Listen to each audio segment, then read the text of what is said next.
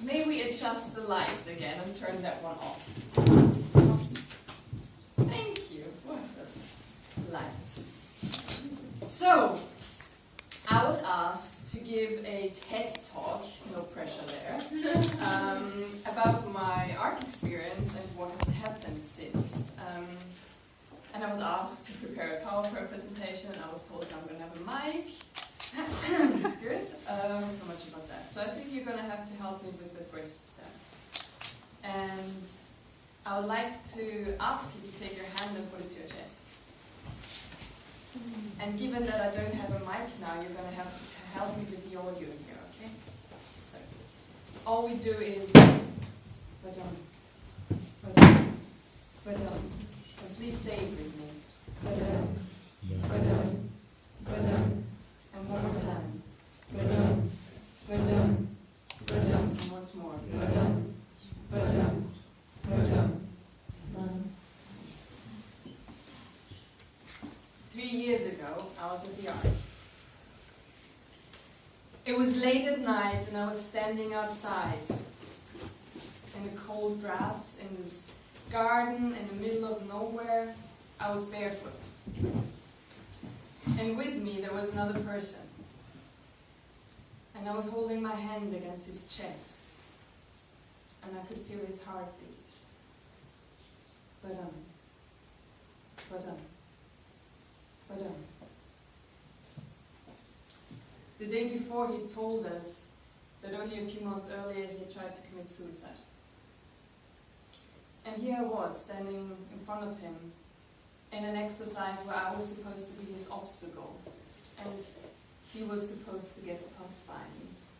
Might ring a bell. It was late, and he was tired, exhausted. He didn't know what to say in order to get past by me, so I asked him, why do you want to get past by me? What is behind me? And he says, I don't know. And I ask him, what do you feel? And he says, I don't know. And I say, I don't believe you. Remember. Remember the last time you felt. And he says, I don't remember. So I take his hand and I put it to his chest. And I ask him again, what do you feel? And he says, my heart. It's beating. And I say, that's right, it's beating. Because you are alive. And there's hope. Because if there wasn't, you would have killed yourself 3 months ago. But you didn't. You're here. So I ask you again, what do you feel? And he says, my heart. I feel the beat. And he listens to the beat of his heart. And slowly, a memory arises. And he tells me about a moment when he's standing behind the stage and he's about to give a performance and he's really nervous and he can feel his heart racing and he feels. And I ask him, how do you feel in that moment? And he says, alive. I feel alive. And there it is. And finally he looks at me and he says, alive. And he says it again, alive. And he says it louder, alive. And I start saying it with him, alive. And we stand there in this garden, in the middle of nowhere, in the dark, in the grass, and we start jumping up and down in the middle of the night, and we scream as loud as we can, alive. and we can feel our hearts beating.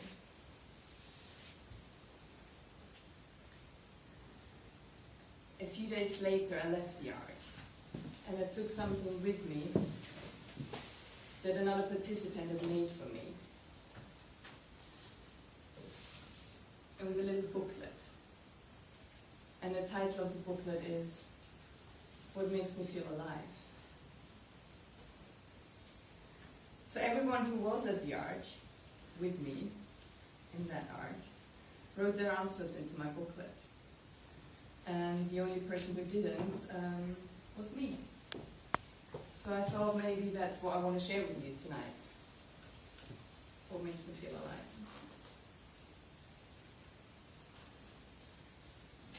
3 years ago, I didn't really have an answer to that. When I came to the Ark, I was in a kind of a gap year. I had just left the job, and I didn't really know where I wanted to go. But I was working on several projects, and somehow all of these projects evolved around the topic of Europe. So I asked myself, why actually Europe? Why is that such a big topic for me? And the answer kind of brought me back to when I was 18. After school, I had spent a year in Madrid, and I did a European voluntary service there. So I was spending a year in a flat share with 8 people from 7 different countries, so very much kind of l'auberge espagnole style. And what that year did to me is it made me European, because I found friends from different countries, I learned different languages, I traveled around with them across Spain but everywhere else as well, and it just kind of manifested with me. And what that meant to me, being European, was really something that made me richer, that made me more colorful, because I had gathered so many different pieces of that world that I hadn't known before, and it kind of made my world bigger. So I took that feeling with me,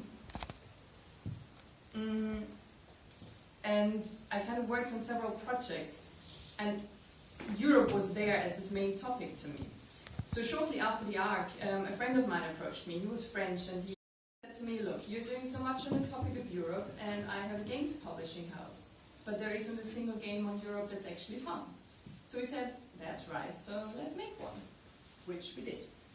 And we created this. It's a card game. It's called Come On Over, and it is actually a card game that's supposed to make Europe more fun.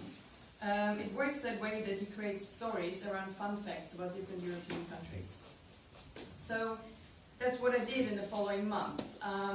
We decided to actually sell it to European institutions as a communication tool that's a bit more fun.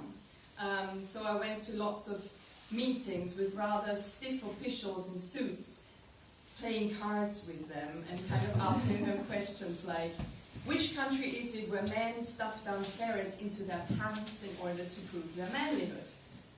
So, that was good times. And what I like about it... Which one is it? Oh, yes, of course you want to know. What do you guess? No, it's European Union countries in that case. Which one could it be? One of the weird ones. Sorry. Lithuania. No, if I shall hint a bit more, it's one of the weird ones which has distanced itself from the European Union. Oh, right, that's very quick. So yes, if you want to know more facts in there, I'll kick it to you. So actually, that to me was the starting of the job that I'm doing now. 2 years ago, I founded an agency that's called Mosaic, and it's an agency for European communication projects. So what I'm really trying to do is kind of make Europe more approachable, more humorous, more fun. So another while later, another friend of mine approached me, and he said, why this whole topic of Europe? Why do you feel European? So I told him my story about my European voluntary service in Madrid, and the friends that I found, the languages that I learned, the journeys that I went on. And in the end, we figured out that it's really those small things that create connections. So when I have a friend in Scotland, I'm more interested in actually reading in a newspaper about the Scottish referendum. Or if I have friends in London, like most of us will, we might be worried about the Brexit. Or if I hear about a terrorist attack in Barcelona, I remember the times when I walked on the Ramblas. But we thought there are actually quite a lot of people who don't have those connections, who don't go on Interrail or Erasmus like some of us might have. And we thought, okay, if they don't go to Europe, we might as well bring Europe to them. And that's what we did. So we invented Route 28, a European journey in the middle of your city. Route 28, and I brought you the program here, is a one-day event that makes you experience European countries in your own city. So we tried it for the first time last year, and we created 5 stations in Vienna where you could experience different countries, and we invited 200 people to just join and see how it goes. And as it went quite well, we did it again this year. We went big in May.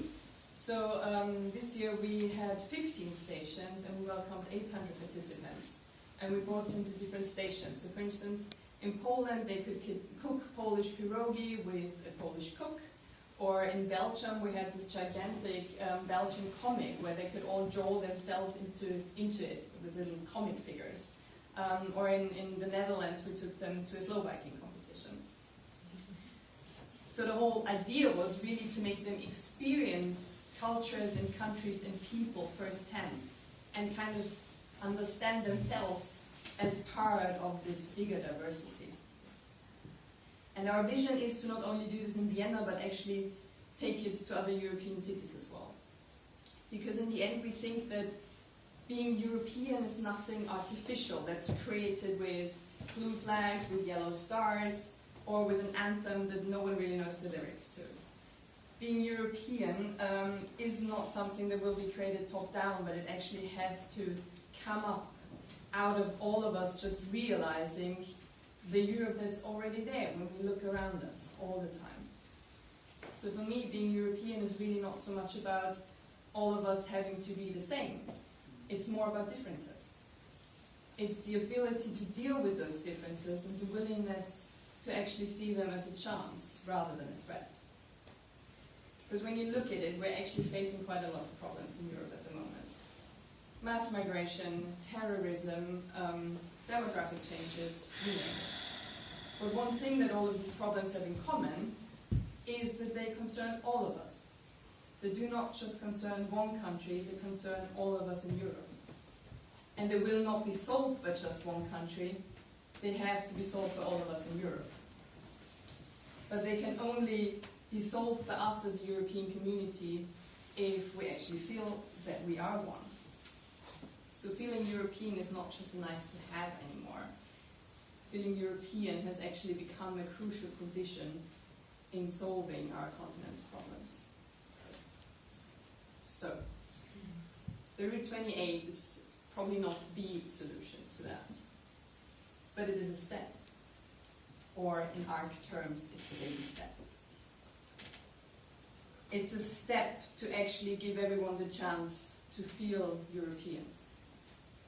And feelings, as we know, shouldn't be underestimated, because feelings are a main driving force. They are our beat, and they are what makes us feel alive. So coming back to my question and the answer that I promised, I think this is what I would say. It makes me feel alive to make others feel.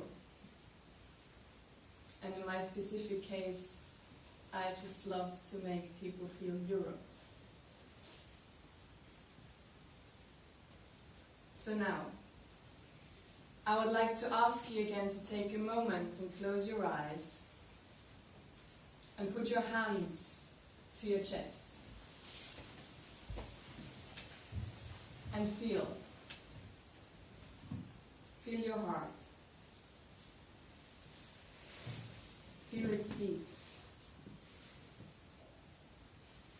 And ask yourselves, what makes you feel alive?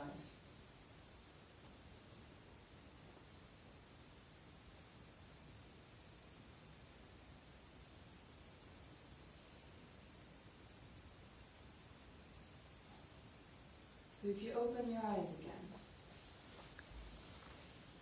there might be an answer. there might be not.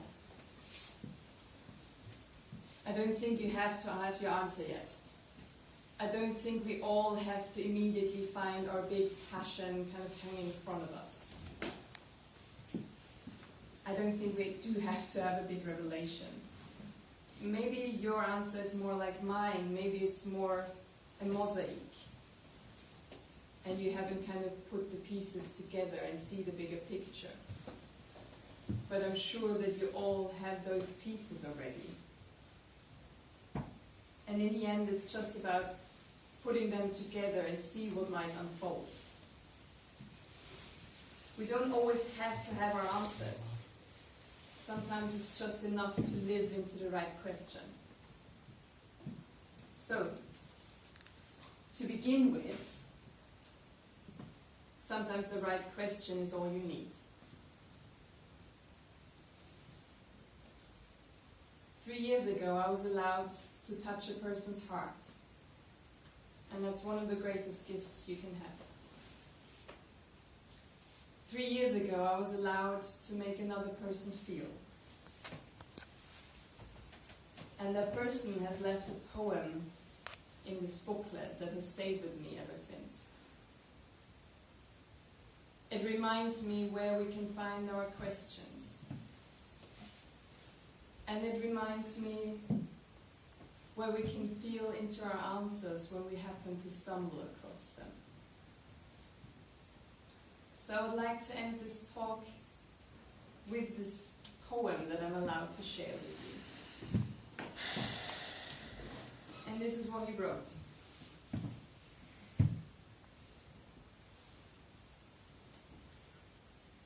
For every time I feel the beat, and jump and hope and thrive,